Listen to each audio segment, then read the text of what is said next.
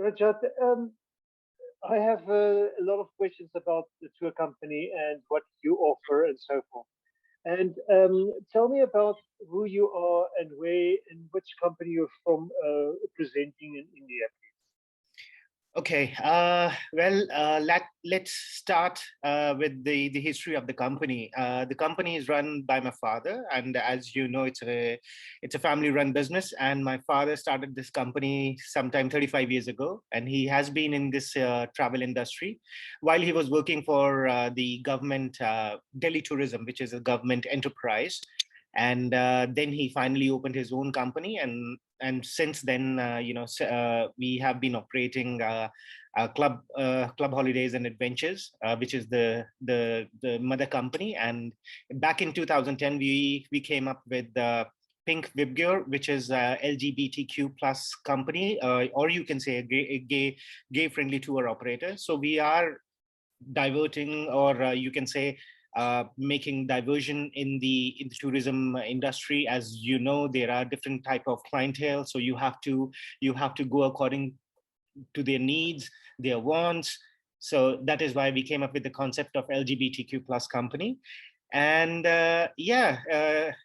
so we opened in 2010, and it's 2022. So you can actually evaluate and calculate that we have been in business for last 12 years. We have survived COVID, we have survived this pandemic, and which makes that we have strong funding, we have good presence in the market. And after the COVID, people are coming back to us.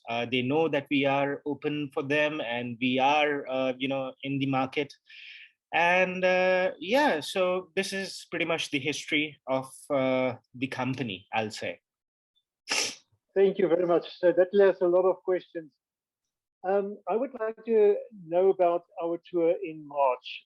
The tour is from the 16th of March, actually the 17th in India, and then till the 24th in India, which is not a long tour, but I would like to have a few questions about this wonderful opportunity to tour your beautiful country. Mm-hmm. I've been in your country and I worked with you on a tour in August 2022, and I just laughed away how you work and how smooth everything was. And it's also nice to have somebody that you can just pick up the phone and call anytime during the day or night, and you were always there for us. So thank you very much for that. My pleasure. But I want to know exactly what is included and what is excluded in this tour, because when we write it, people still have questions.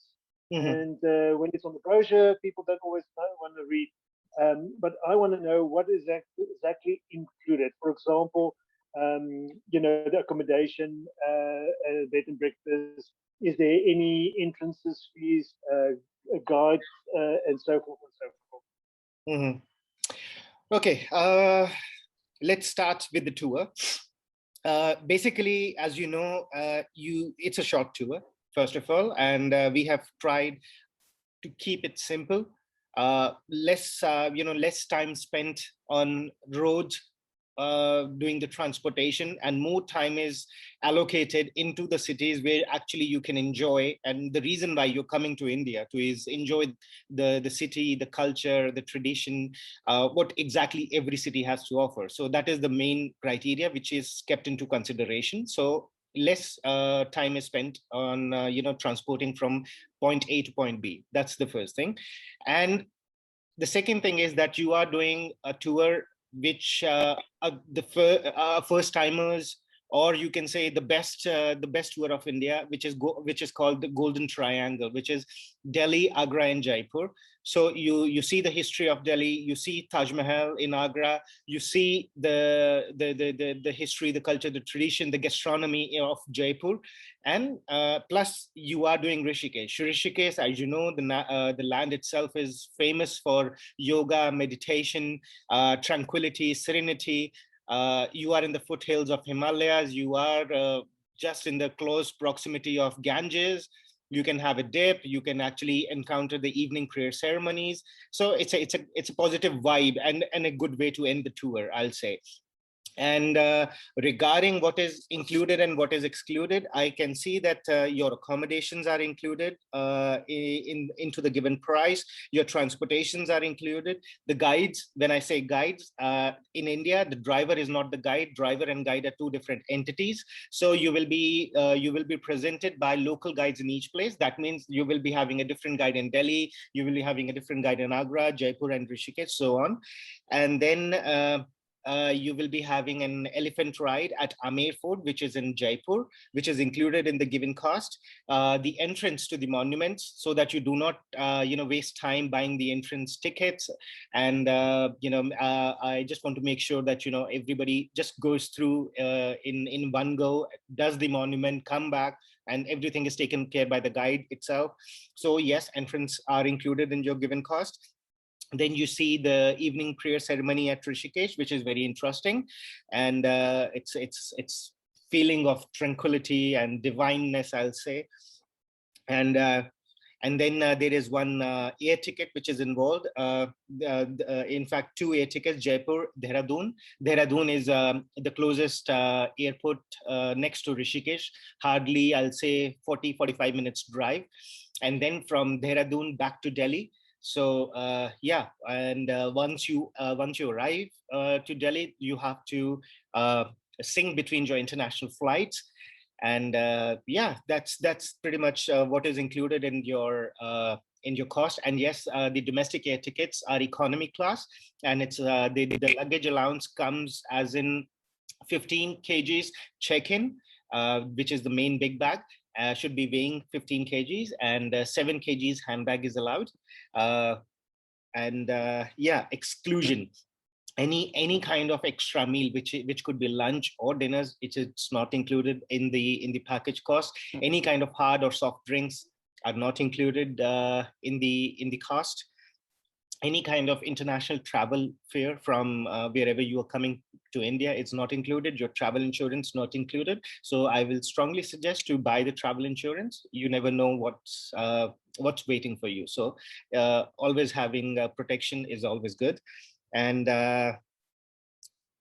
regarding the hotels, these are decent, modern 3-star plus deluxe hotels, boutique properties, and especially one in Jaipur, which is a heritage property as of now. It might change at the at the final stage in a good faith, but as of now, yes, we are taking the heritage hotel. If that hotel is not available, we will try a different heritage hotel. But yes, this is so far so on. Okay. Yes, I stayed in that hotel, and it's a beautiful hotel. I do enjoy to live in that hotel. Yeah, thank you so much for that. To the next question was, how are we traveling between the other cities? You said we're flying.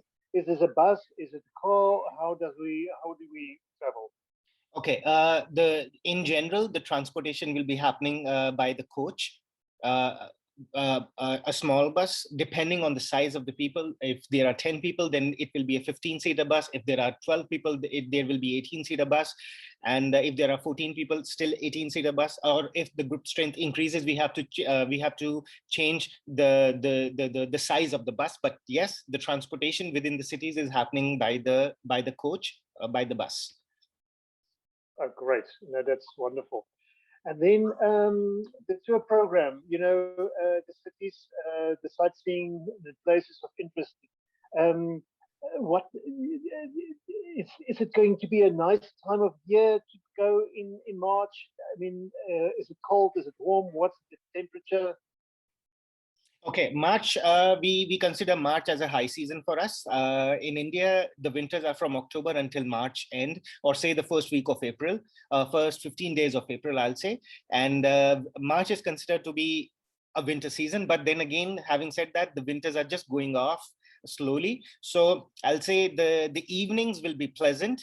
When I say pleasant, yes, you will be required cotton clothing and sometimes a sweater or a jacket or a shawl. because depending on the region, you might be requiring that. And the afternoons are the best for city tours and sightseeing. It won't be too hot, it won't be too cold, it won't be windy, and it will be perfect, perfect for Delhi, for Agra, for Jaipur, and for Rishikesh. Yes, Rishikesh could be little cooler than Delhi, Agra, or Jaipur, because you are actually, you are going to the foothills of the Himalayas, so and you are next to the river, so expect a little bit of cool breeze during the afternoon or the evenings. Yeah. Okay, and the rainy season didn't start yet? No. The rainy season is July, August. Okay, great. Okay, that's awesome. And then I think the most important question for all of this is, how much is this tour?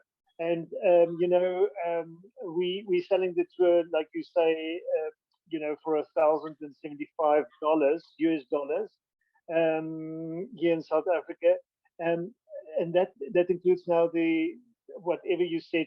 It includes the hotels, the breakfast, some of the tours, and as well as the museum entrances. But when people want to tip, how do they tip? I mean, giving a tip for somebody, because the whole industry, tourism industry, is based on tips, and people do like to tip. What is the percentage, or what is the is it $1? Is it $5? How do people tip? Okay, generally the tipping is decided depending on the size of the group. I mean, if the size of the group is big, then the numbers come down. If the size of the group is small, then the numbers goes up. So because as of now we are in the early stages, so I am not sure what will be the size of the group, but having said that, or or anticipating that there will be a minimum of 10 to 12 people traveling, I will suggest $5 a day per person a day, for everyone, for the tip for the driver, or conductor, or mixture of that, $5 per person per day. And regarding the tips at the restaurants or at the hotels, at the restaurants, whenever you are having any meal, just make sure that it does not include service charges. Service charge. If it includes service charge, then there is no point to tip. If it does not include service charge, then yes, American way of tipping 10% of the total bill. And same goes with the bellboys, porters, or everything. $1 or $2 for having their bags carried to their rooms and all that stuff. So yes, that's my tipping standard for the tour.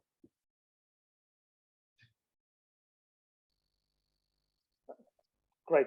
And then coming back to the payment of the tour, you said people pay in US dollars and they pay you in cash. Is that correct? Yes. Yes, they can pay me once they arrive in New Delhi in terms of cash, currency, whatever dollars, US dollars. And then if they want to pay by credit card or debit card or anything, then there is a bank charge, which is 5%, as you mentioned on your pro forma, the handling charges. So that's how it goes. Yeah. Okay. And then they have to pay a deposit here in South Africa, which is about 10% deposit, which is, I think, I can't remember now exactly, but when somebody is a ticket, buys a ticket, then they can book their ticket here with me. They have their flight ticket already, but you only require 10% money here in South Africa. They can pay with the South African rand or in dollar here in South Africa, and then I will pay that over. And I think the biggest reason is why I can't, it's all the money here, is I can't pay it over to you because I'm not the tour operator. Yeah, the best way of guaranteeing your place in this tour is to pay 10%, so that it's a ease of mind for you and for us, that we know that you have paid 10%, so that means you are confirming that you will be traveling with us, and it helps us securing the rooms at the hotels, because we don't want to overbook or underbook. We just want to go with the flow, with the number of people who are traveling with us. So it gives us a clear idea that yes, Mr. X has paid 10%, Mr. Y has paid 10%, so that there are they will be traveling, so we will book the rooms accordingly, and we will make the transportation arrangements accordingly. Thank you so much. And people will get an invoice as soon as they give their 10%. They will give an invoice from you guys. Yeah. Yes. Great. Thank you so much. And I think if there's any questions, we will have another meeting like this. If you will see, I will put your details down here, which is your contact details. And then if you have any questions that's directly to you, I will forward that if they contact me, or they can contact you directly. Definitely. Rajat, thank you very much for your time. And if there's anything, we will talk about that. And maybe we can do another video about every city that we are going to. For example, Agra. What is in Agra? I mean, I know the Taj Mahal is there, and it's a very nice place for me. I had a very fond memory. But in other places, and so forth. Yeah, and then also just the last thing, shopping and so forth. Will there be time for shopping in this tour? People like to shop, Okay, coming on to the shopping, let's remove Delhi first, because Delhi is any other metropolitan city like Mumbai, Bangalore, or or you can say Cape Town or Johannesburg. So it's a metropolitan city. You will find everything over here. When talking about Agra, Agra is famous for handcrafted precious and semi-precious stones in the form of or say inlay work in the marbles. I'll say because it's famous for Taj Mahal, and obviously the stone workers over there, the generations, their family generations are working there, they are living there, so they are masters in inlay work. Okay, so that's Agra. And for Jaipur is famous for I'll say antiques, rugs, silver jewelry, and gold and diamond jewelry, especially in the antiques. So Jaipur is pretty much, if you are looking for good shopping, Jaipur is the place. And if you somehow miss the opportunity in Agra and Jaipur, which is very minuscule, which you will not miss out. But still, if you miss out, Delhi is the place. It's called the hub. It has everything. So it will have the inlay work also. It will have the rugs also. It will have the jewelry also. It will have the pashmina and all other woolen things people are interested, especially foreign travelers are interested in buying. So Delhi is the place where you can actually have everything. So yeah, and Rishikesh is famous for souvenirs, I'll say. Nothing too much touristic shopping over there. But yes, if someone is looking for special stones which are based on your like rubies and all that stuff. So yeah, Rishikesh is the place where you can actually have the shopping opportunity for special stones if you want in your life. Yeah. Great. So thank you so much, and regards to all the people that we know in Delhi. Yeah. And we'll see you soon. Definitely, Johan, and pleasure talking to you. And I'm always open for any of the questions. I know you will mention my name, my email, my phone number, so I'm open 24 hours. Any question, please let me know, and I will be very happy to assist you accordingly. And yeah, so looking forward to welcome you in India soon. Thank you. Yes. Thank you, Rajat. Have a nice day and have a nice weekend. Thank you.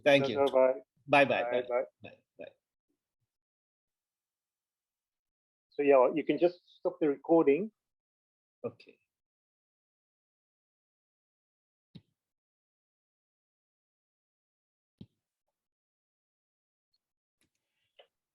Rajat, just to come back to the single supplement, just explain how it works, because people are a little bit confused. In South Africa, sometimes you pay per room. For example, it's 2,000 room. Doesn't matter if it's one person or two people. Does it work the same in India as well? Yes, the room sizes remains the same. Everything remains the same. It's your preference. You want twin or you want king size bed. That's your preference. But apart from that, you are even if you are one person, you are given a king size bed where two people can easily accommodate. So then nothing changes, and that is the reason that the single supplement is going. If you think it's high, yes, it is high because the hotel is charging the same price. Nothing really comes down that way. Yeah. Yes. Yeah. So, I mean, if it's two people, they share the room cost. Yeah. If it's one person, you don't have somebody to share the cost. And Yeah. that's the reason. And one more thing, and one more thing, while booking, just mention that what will be your bedding preference? Will it be twin or will it be king? Some people prefer, sharing the bed, and because when I say sharing the bed, you can have the option of two different blankets, Hollywood style bedding, or twin beds. So just let me know in advance so that because the hotels have limited inventory for twin rooms. Nothing bothers me for the king size bed. Every hotel has it, so that's fine. But for twin beds, hotel has limited inventory. So just let me know in advance that you want twins. Thank you so much. And I think that concludes our meeting. Thank you so much, Rajat. Have a nice day. Thank you. Thank you.